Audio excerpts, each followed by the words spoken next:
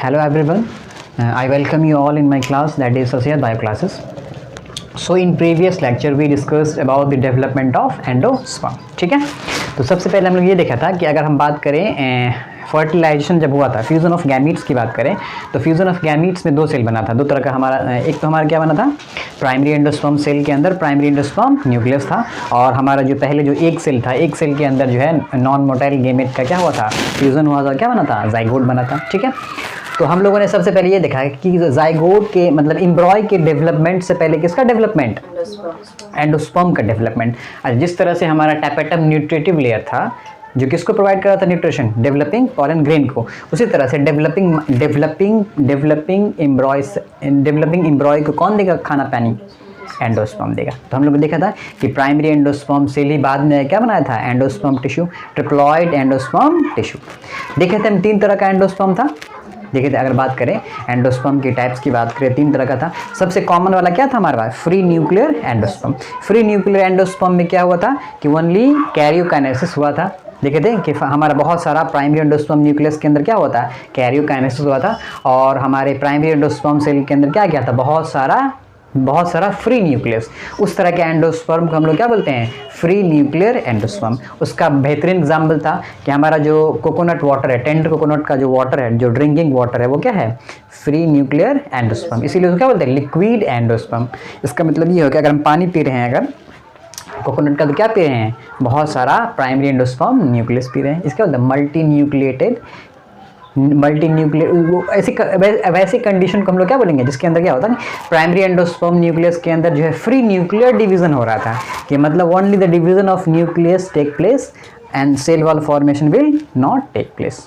ठीक है, उसके बाद हम लोग देखा था कि हमारा पहला टाइप था हमारा एंडोस्पर्म का फ्री न्यूक्लियर एंडोस्पर्म, दूसरा क्या था, सेलुलर एंडोस्पर्म। अच्छा, सेलुलर फ्री न्यूक्लियर एंडोस्पर्म के अंदर क्या हो रहा था, इनकम्प्लीट माइटोसिस हो रहा था, मतलब सिर्फ कैरियोकाइनेसिस हो रहा था, साइटोकाइनेसिस नहीं हो रहा था। लेकिन बाद में जाकर कभी ना कभी वो मैच्योरिटी जब आएगी तो क्या करेगा, वो सेल वॉल का फॉर्मेशन करेगा, कैसे बनेगा, सेलुलर बन जाएगा। कोकोनट के अंदर देखे थे कि कोकोनट जस्ट इमैच्योर रहता है, यंग रहता है, तो उसके अंदर क्या रहता है, वाटर रहता है, तो उसके अंदर क्या होता है, free nuclear endosperm, liquid endosperm. जैसे बाद में मैच्योर कर जाता है तो व्हाइट एडिबल पार्ट जो क्या है, सेलुलर एंडोस्पर्म। तो मतलब जो दूसरा टाइप हमारा जो एंडोस्पर्म का, सेलुलर एंडोस्पर्म, उसके अंदर क्या हो रहा है कि इसका कंप्लीट माइटोटिक डिवीजन हो रहा है, मतलब कि सेल वॉल का भी फॉर्मेशन हो रहा है और कैरियोकाइनेसिस भी साथ साथ में हो रहा है। ठीक है, तो थर्ड टाइप का था क्या था, हेलोबियल एंडोस्पर्म। तो हेलोबियल एंडोस्पर्म में देखे थे कि सबसे पहले जो डिवीजन हुआ था प्राइमरी एंडोस्पर्म न्यूक्लियस के अंदर, दो तरह का सेल बना था। तो वहाँ भी क्या बना था हमारा, एक बड़ा सेल बना था, दूसरा क्या बना था, छोटा सेल। फिर बड़ा सेल छोटा सेल, बाद में क्या बना था, हमारा एंडोस्पर्म का फॉर्मेशन किया था, फ्री न्यूक्लियर डिवीजन हुआ था। ठीक है, तो आज हम लोग पढ़ेंगे डेवलपमेंट ऑफ एम्ब्रॉय। जिस तरह से पहले हम लोग पढ़े डेवलपमेंट ऑफ, इसका मतलब ये कि पोस्ट फर्टिलाइजेशन के बाद पहला जो इवेंट होगा क्या होगा, डेवलपमेंट ऑफ एंडोस्पर्म। उसके बाद क्या होगा, डेवलपमेंट ऑफ एम्ब्रॉय। तो सबसे पहले अगर बात की जाए, अगर हम जैसे कि हमारा जो अगर अंदर झांक के देखें तो ऊपर में क्या नजर आएगा, जाइगोट नजर आएगा, और जो है प्राइमरी एंडोस्पर्म सेल के अंदर क्या नजर आएगा, प्राइमरी एंडोस्पर्म किसमें बदल चुका होगा, प्राइमरी एंडोस्पर्म सेल किसमें बदल चुका होगा, एंडोस्पर्म के अंदर डेवलप कर चुका होगा। किसके अंदर, एंडोस्पर्म के अंदर क्या हो चुका होगा, डेवलपमेंट हो चुका होगा। अच्छा देखो, सबसे पहले हमारा ये जाइगोट है, जाइगोट किधर की तरफ, माइक्रोबाइल की तरफ क्या है। अच्छा, ये हमारा कौन सा ओव्यूल है, एनसीईआरटी वाला, कौन सा, एनसीईआरटी वाला एनाट्रोपस ओव्यूल। लेकिन अगर हम बात करें, अगर जो टिपिकल एंजियोस्पर्मिक ओव्यूल का अगर बात की जाए तो जस्ट इस देखो एनसीईआरटी में क्या क्या ऐसा है ना, कहीं ना कहीं मतलब माइक्रोबाइल किधर की तरफ है, ऊपर की तरफ है। लेकिन अगर हम टिपिकल एनाट्रोपस ओव्यूल की बात करें तो कैसा होगा, इस तरह से होगा। उसका जो माइक्रोबाइल होगा किसकी तरफ होगा, नीचे की तरफ। मतलब इस तरह से हम डायग्राम बनाएगा,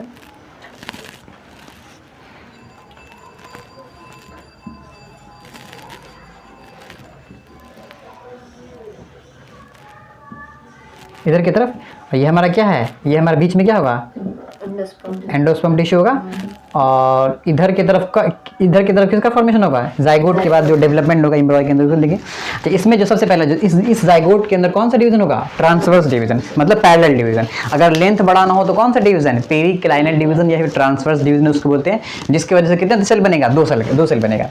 अच्छा, इसके हिसाब से देखें तो ऊपर वाला सेल क्या होगा, एपिकल सेल, और नीचे वाला सेल क्या होगा, बेसल सेल। क्योंकि हमारा एंडोस्पर्म कहाँ पे है, हमारा एंडोस्पर्म कहाँ, एपिकल की तरफ है, चलेजा की तरफ है, तो डेवलपिंग एम्ब्रॉय को किधर की तरफ खसकाना पड़ेगा, चैलेजा की तरफ खाना बढ़ेगा ताकि आसानी से हमारा खाना जो है एंडोस्पर्म से कहाँ जाए, एम्ब्रॉय के अंदर आ जाए। अब देखो लेकिन यहाँ पे क्या है, डायग्राम उल्टा है। एनसीईआरटी के हिसाब से उसने क्या किया है कि एम्ब्रॉय सैक को सीधा करने के लिए किसको उल्टा कर दिया है। देखो ऊपर वाला सेल क्या हो गया, बेसल हो गया, नीचे वाला सेल क्या हो गया, एपिकल। लेकिन इसके हिसाब से देखें तो ऊपर वाला कौन होगा, एपिकल, नीचे में क्या होगा, बेसल। इमेजिन कर पा रहे हैं, ठीक है, क्योंकि माइक्रोपाइल का जो है ना डायरेक्शन अपोजिट होने की वजह से ये प्रॉब्लम आ रहा है, ठीक है। तो हमने दो तरह का सेल बनाया, एक क्या बनाया, बेसल सेल बनाया, दूसरा क्या बनाया, एपिकल। अच्छा, ये जो एपिकल सेल है या फिर एम्ब्रियोनल सेल है वो किधर की तरफ जाएगा, चैलेजा की तरफ ग्रो करेगा। किसकी तरफ, चैलेजा की तरफ, चैलेजा टुवर्ड्स चैलेजा, या फिर बोल सकते हैं हम लोग किसकी तरफ, टुवर्ड्स एंडोस्पर्म की तरफ। इसका मतलब ये है कि यही एपिकल सेल या फिर एम्ब्रियोनल सेल आगे जाएगा किसका फॉर्मेशन करेगा, एम्ब्रॉय का फॉर्मेशन करेगा। और जो नीचे में है क्या, बेसल सेल, वो एक्चुअली सपोर्टिव स्ट्रक्चर होगा। जैसे कि ऊपर में मान लो कि ये हमारा डेवलपिंग एम्ब्रॉय है, नीचे में जो है ना हमारा शुरू में एक सेल था, कौन सा, सस्पेंसर सेल, उसके अंदर जो है ट्रांसवर्स डिवीजन होगा, उसका लेंथ बढ़ जाएगा, बहुत सारा ट्रांसवर्स डिवीजन होगा, 8 to 10 सेल जो है क्या बन जाएगा, ये फिलामेंट लाइक स्ट्रक्चर जो डेवलपिंग एम्ब्रॉय को पुश करेगा किसकी तरफ, जो ऊपर में खाना है, ऊपर में खाना कहाँ है, इसके हिसाब से देखिए किसकी तरफ, एंडोस्पर्म की तरफ। किसको पुश करेगा, डेवलपिंग एम्ब्रॉय को एंडोस्पर्म की तरफ पुश करेगा, ताकि उसको कहाँ से मिले, वहाँ से आराम से क्या मिल जाए, न्यूट्रिशन मिल जाए। क्लियर है बात। देखो बेसल सेल और एम्ब्रियोनल सेल। फिर हम देखें कि हमारा जो सस्पेंसर सेल है, सस्पेंसर सेल को क्या बनाना है, फिलामेंट बनाना है, सपोर्टिव स्ट्रक्चर बनाना है, क्या बनाना है, फिलामेंट बनाना है, फिर सपोर्टिव स्ट्रक्चर। इसके अंदर कौन सा डिवीजन करेगा, ये पेरिकिनाइन डिवीजन करेगा, माइटोटिक डिवीजन करता है, और 8 to 10 सेल्ड क्या बनाएगा, 8 to 10 sailed filament like structure, जो देखो साथ में हो रहा है। मतलब कि अगर बात की जाए बेसल सेल और एपिकल सेल के अंदर कौन सा, साथ डिवीजन होगा, लेकिन इसमें कैसा डिवीजन होगा, पेरिकिनाइन डिवीजन होगा, जिसकी वजह से क्या होगा, ये लेंथ बढ़ेगा, ठीक है। इसमें क्या होगा, ये जो एम्ब्रॉय बड़ा भी होगा और इसका जो है विड्थ भी क्या होगा, बड़ा होगा, ठीक है। तो इसके अंदर सिर्फ पेरिकिनाइन डिवीजन, इसमें दोनों डिवीजन हो सकता है, ठीक है। अब जैसे देखो बेसल सेल के अंदर माइटोटिक डिवीजन हो, पेरिकिनाइन डिवीजन हो, और 8 to 10 sailed filament like structure बनना है, जिसको हम लोग क्या बोलेंगे, सस्पेंसर फिलामेंट। क्या बोलेंगे, सस्पेंसर फिलामेंट। और साथ ही में एम्ब्रियोनल सेल के अंदर भी रिपीटेड माइटोटिक डिवीजन होगा, और क्या बनाएगा हमारा पहला जो एम्ब्रॉय बनेगा, कैसा बनेगा, ग्लोब्यूलर एम्ब्रॉय बनेगा। फिर उसके बाद थोड़ा सा और मैच्योर होगा, कैसा बनेगा, हार्ट शेप एम्ब्रॉय बनेगा। फिर थोड़ा सा और मैच्योर करेगा तो हमारा कैसा बनेगा, मैच्योर एम्ब्रॉय। अच्छा, मैच्योर एम्ब्रॉय के अंदर क्या किस चीज़ का फॉर्मेशन होने लगेगा, कॉटिलेडन का। इसका मतलब ये है कि जैसे जैसे देखो मैं बोल रहा हूँ कि जैसे जैसे एम्ब्रॉय की डेवलपमेंट होगी, एम्ब्रॉय डेवलपमेंट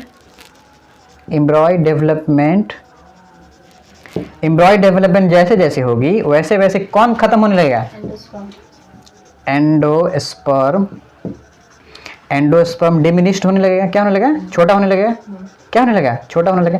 और एक वक्त आया बिल्कुल क्या हो जाएगा, खत्म हो जाएगा। सारा का सारा जो खाना था किसके अंदर, एंडोस्पर्म के अंदर, किधर चला जाएगा, मतलब एम्ब्रॉय जो डेवलप करेगा तो इसके अंदर क्या डेवलप करेगा, कॉटिलेडन डेवलप करेगा। क्या डेवलप करेगा, कॉटिलेडन। मतलब सारा का सारा जो खाना था एंडोस्पर्म के अंदर वो कहाँ जाएगा, कॉटिलेडन के अंदर। और कॉटिलेडन खा पी कर क्या हो जाएगा, मोटा ताज़ा हो जाएगा, ठीक है। उस तरह से आगे हम लोग देखेंगे। सीड का 2 टाइप होगा, मोनोकॉट होगा, दूसरा क्या होगा, डाइकॉट होगा। कुछ के अंदर कभी कभी ऐसा भी होता है कि खाना बच ही जाता है, मतलब कि इवन सीड के अंदर भी एंडोस्पर्म भी रहता है और कॉटिलेडन भी रहता है। देखो अगर जो है ना, अगर सीड अगर हमारा डाइकॉट है, क्या है, तो सीड अगर डाइकॉट होगा तो वो क्या होगा, फ्लैशी होगा। 2 कॉटिलेडन है, 2 कॉटिलेडन तो क्या होगा, थोड़ा सा लार्ज इन साइज होगा और क्या होगा, फ्लैशी होगा। उसके अंदर स्टोर्ड फूड क्या होगा, ज़्यादा होगा। इसका मतलब ये हुआ कि जो एम्ब्रॉय डेवलपमेंट के दौरान सारा का सारा एंडोस्पर्म क्या होगा, इस्तेमाल कर लिया गया होगा। मतलब कि सारा का सारा एंडोस्पर्म अगर इस्तेमाल हो जाएगा तो हमारा जो कॉटिलेडन बनेगा, फ्लैशी बनेगा और लार्ज इन साइज बनेगा। कितना बनेगा, 2 बनेगा। उसको वैसे सीड को हम लोग क्या बोलते हैं, डाइकॉटिलेडनस सीड।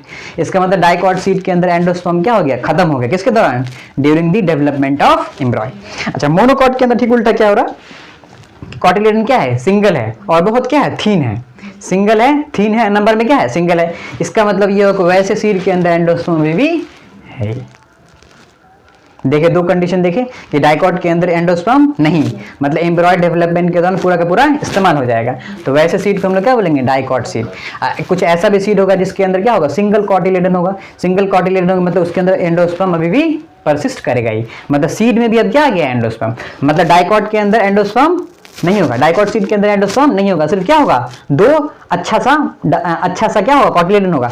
लेकिन मोनोकॉट सीट के अंदर क्या होगा, एंडोस्पर्म भी रहेगा और क्या रहेगा साथ में, कॉटिलेडन भी रहेगा। लेकिन जो कॉटिलेडन होगा सिंगल क्या होगा, थिन होगा, पतला दुबला होगा, और क्या होगा, नंबर भी क्या होगा, सिंगल होगा। ठीक है। अच्छा देखिए हम लोग एग्जाम अगर हम देखिए सस्पेंसर फिलामेंट का, ये सस्पेंसर फिलामेंट एक्चुअली कर क्या रहा था, डेवलपिंग जो हमारे एम्ब्रियोनल सेल से जो एम्ब्रॉय डेवलप हो रहा था उसको पुश करेगा किसकी तरफ पुश करेगा, देखो पुश की तरफ, किसकी तरफ पुश करेगा, एंडोस्पर्म की तरफ, ताकि वहां से क्या मिले उसे, न्यूट्रिशन आसानी से मिले। क्लियर है बात, कोई दिक्कत यहाँ तक? ठीक है। अगर आप एक इसके बाद हम लोग देखते हैं एक एम्ब्रॉय को, मैच्योर एम्ब्रॉय का डायग्राम हम लोग देखते हैं। अब हम देखते हैं मैच्योर एम्ब्रॉय के बारे में। ठीक है, देख लिया हम सारा चीज़, हम देख ली। अगर सिंपली बात है, हम देखें कि एम्ब्रॉय सैक हमारा कितने तरह का, दो तरह का था। एक तो हमारा फर्टिलाइजेशन से पहले वाला, दूसरा फर्टिलाइजेशन के बाद वाला। अगर एम्ब्रॉय सैक के अगर फर्टिलाइजेशन के बाद की बात देखें तो हमारा माइक्रोपाइल एंड में हमें क्या दिखेगा, जाइगोट दिखेगा। इसी जाइगोट के अंदर क्या होगा, पहले सबसे पहले फर्स्ट डिवीजन होगा, दो तरह का सेल बनेगा। क्या होगा, दो तरह का सेल बनेगा, एक एपिकल सेल बनेगा, दूसरा क्या बनेगा, बेसल सेल बनेगा। एपिकल सेल को हम लोग क्या बोलते हैं, एम्ब्रियोनल सेल, और बेसल सेल को हम लोग क्या बोलते हैं, सस्पेंसर सेल। ये जो एम्ब्रियोनल सेल बाद में जाकर क्या बनाएगा, एम्ब्रॉय बनाएगा। कैसे, पहले ग्लोबुलर बनाएगा, फिर हार्ट शेप बनाएगा, फिर क्या बनाएगा, मैच्योर एम्ब्रॉय बनाएगा।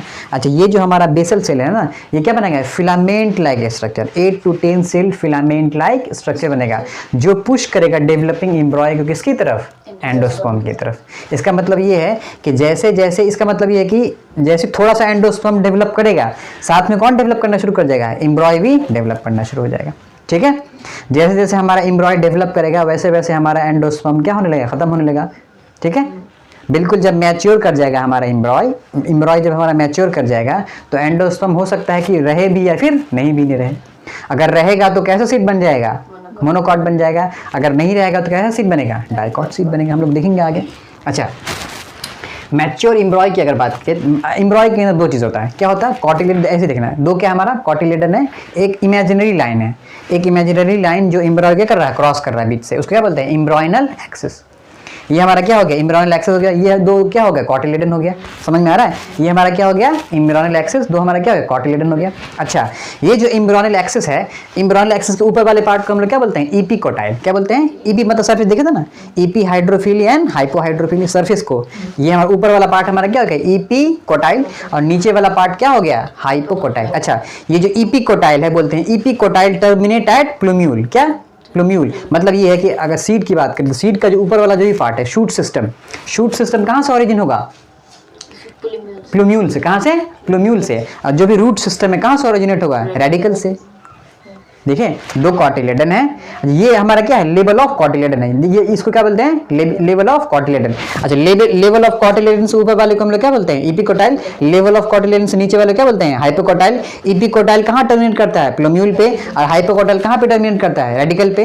रेडिकल आगे जाए क्या बनेगा, रूट सिस्टम का फॉर्मेशन करेगा, और हमारा जो क्या प्लूम्यूल आगे क्या बनेगा, शूट सिस्टम का फॉर्मेशन करेगा। क्लियर है बात, ठीक है, ठीक है, स्टॉप करना। एक बार और समझ से देखते हैं। ठीक है, सबसे पहले अगर बात की जाए, हम एम्ब्रॉय, अगर मैच्योर एम्ब्रॉय को देखें, दो कॉटिलेडन दिखेगा, और आगे क्या दिखेगा, एम्ब्रियोनल एक्सिस। एम्ब्रियोनल एक्सिस क्या है, कि इमेजिनरी लाइन है जो एम्ब्रॉय को दो हिस्सों में करता है, बांटता है। ठीक है, बीच से बिल्कुल देखेंगे। अगर हमारा अगर ये हमारा कॉटिलेडन है दो, ठीक है, दो कॉटिलेडन के बीच में क्या है, हमारा एम्ब्रियोनल एक्सिस। ठीक है, ये हमारा लेवल ऑफ क्या हो गया, कॉटिलेडन। ये दो कॉटिलेडन, ये क्या हो गया, level of cotyledon. Level of cotyledon ये वाला लाइन क्या हो गया, लेवल ऑफ कॉटिलेडन। अच्छा बोलते हैं कि लेवल ऑफ कॉटिलेडन के, हमारा ये लेवल ऑफ कॉटिलेडन का ऊपर वाला एम्ब्रियोनल एक्सिस का वो पार्ट जो हमारे लेवल ऑफ कॉटिलेडन के ऊपर वाला है, उसका बोलते हैं इपिकोटाइल। और एम्ब्रियोनल एक्सिस का वो पार्ट जो हमारा लेवल ऑफ कॉटिलेडन के नीचे वाला, उसका बोलते हैं हाइपोकोटाइल। अच्छा इपिकोटाइल कहाँ पे टर्मिनेट करेगा, प्लूम्यूल पे, और प्लूम्यूल आगे जाए क्या बनाएगा, शूट सिस्टम। और हमारा जो लेवल ऑफ कॉटिलेडन है, लेवल ऑफ कॉटिलेडन के नीचे वाला क्या बोलेंगे, हाइपोकोटाइल। और हाइपोकोटाइल कहाँ टर्मिनेट करेगा, रेडिकल पे, और रेडिकल जाके आगे किसका फॉर्मेशन करेगा, रूट सिस्टम का फॉर्मेशन करेगा। ठीक है, अच्छा उसके ऊपर जो है, रेडिकल के ऊपर क्या है, रूट कैप, जो हेल्प करेगा किसको, रूट को किसके में पेनेट्रेट करने में, सॉइल के अंदर पेनेट्रेट करने में। तो इपिकोटाइल, हाइपोकोटाइल का डेफिनेशन याद हो गया। इपिकोटाइल का डेफिनेशन क्या हुआ, कि part of the embryonal axis, above the level of cotyledon is epicotyl, और हाइपोकोटाइल का part of the embryonic axis below the level of cotyledon is called hypocotyl. Clear है बात, कोई दिक्कत नहीं? चलो अच्छा, ये अगर इसमें 2 कोटिलिडन है, ये मतलब कौन सा एम्ब्रॉय है? डाइकॉट एम्ब्रॉय। इसके अंदर कितना कोटिलिडन है? 2 कोटिलिडन है। अगर मोनोकॉट के अंदर क्या होगा? ये 1 होगा। ठीक है, आगे हम लोग कल देखेंगे।